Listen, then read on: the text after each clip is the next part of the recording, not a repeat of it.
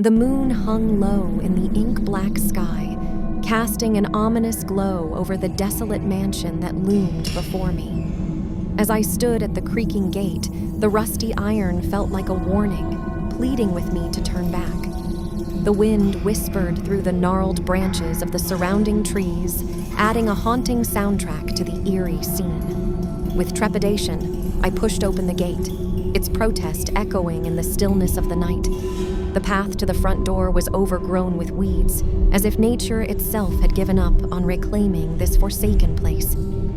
The mansion, a silhouette against the moonlit sky, seemed to breathe with a malevolent energy. As I approached the entrance, the air grew thicker, laden with a sense of foreboding. The front door groaned open, as if inviting me into its spectral embrace.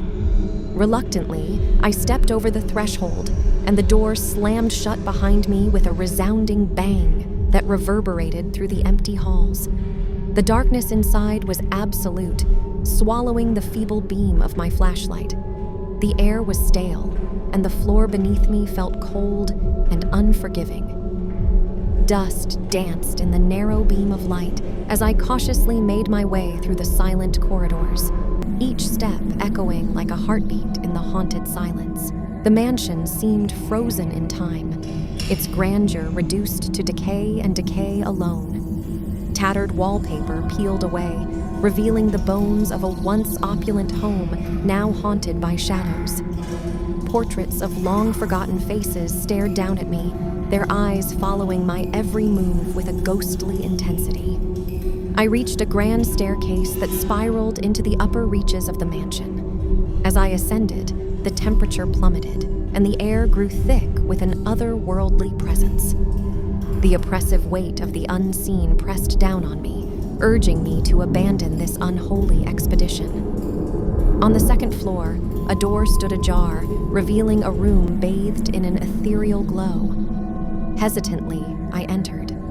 The room was pristine, untouched by the decay that plagued the rest of the mansion. In the center stood an antique mirror, its surface shimmering with an unnatural light. As I stared into the mirror, my own reflection contorted into something monstrous, a grotesque caricature of fear. I stumbled back, but the door slammed shut behind me, trapping me in this haunted sanctuary. Whispers surrounded me, indistinct at first, but gradually forming into anguished pleas that reverberated in the air. The walls seemed to pulsate with a dark energy, and the room warped before my eyes. Shadows danced on the walls, taking on grotesque shapes that seemed to writhe with a life of their own. Panic seized me, and I frantically searched for an escape, but the room had become a labyrinth of shifting corridors that led nowhere. A guttural moan echoed through the haunted house, chilling me to the core. The once silent portraits now seemed to weep blood, their mournful wails echoing in the spectral chamber. I stumbled through the shifting maze, pursued by unseen forces that toyed with my sanity. Finally, I burst through the door, gasping for breath. The mansion, once a silent sentinel, now groaned and wailed as if lamenting its own existence. I fled down the grand staircase, each step echoing with the echoes of tormented souls. As I reached the front door, it swung open with a ghostly force, releasing me from the clutches of the haunted house. I stumbled out into the moonlit night, the cold air a welcome relief from the suffocating atmosphere within. The mansion loomed behind me, a dark silhouette against the night sky, its secrets locked away in the depths of its haunted halls.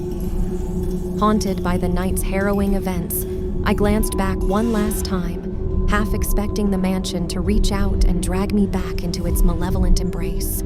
The wind whispered through the trees, carrying with it a mournful melody that seemed to echo the tragic tales of the souls trapped within. I walked away, the memory of the haunted house etched into my very being. The chilling whispers, the shifting shadows, and the anguished cries lingered in my mind, a haunting reminder that some places are better left undisturbed, their secrets buried in the darkness that clings to the walls like a ghostly shroud.